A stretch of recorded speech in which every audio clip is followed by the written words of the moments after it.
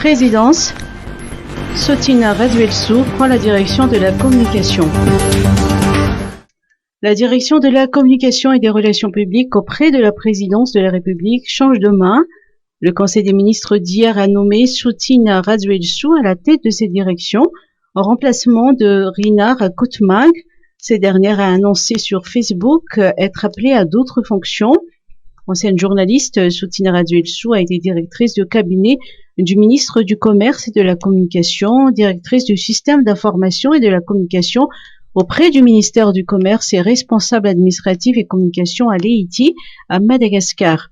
La passation de service entre Rina Rakotmang et Sotina Radouelsou a eu lieu aujourd'hui.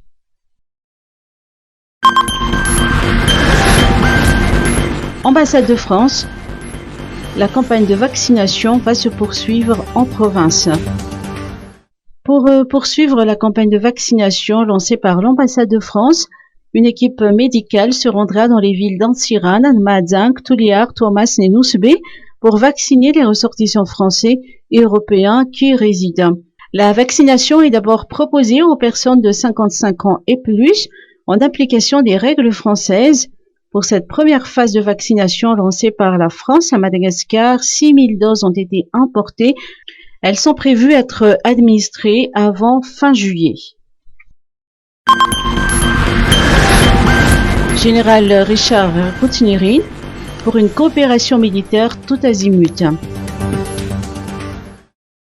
Madagascar est un pays indépendant et souverain et elle a une coopération militaire tout azimut, a déclaré le général Richard Koutinirin, ministre de la Défense nationale, à l'issue de sa rencontre avec des représentants des pays amis. Le ministre a reçu successivement ce matin l'ambassadeur de la Grande-Bretagne et celui des États-Unis, ainsi que l'attaché de défense auprès de l'ambassade de Chine à Madagascar. Pour le cas de la Chine, elle souhaite renforcer sa coopération militaire avec Madagascar, a déclaré Wang Tao, attaché de défense auprès de l'ambassade de Chine à Madagascar. Covid-19, 4 décès et 69 nouveaux cas. 4 personnes ont succombé au Covid-19 hier, portant à 850 le nombre de victimes depuis le mois de mars 2020. Le rapport quotidien du ministère de la Santé publique fait état de 69 nouveaux cas de contamination sur 459 tests, 167 nouvelles guérisons ainsi que 140 patients présentant une forme grave de la maladie.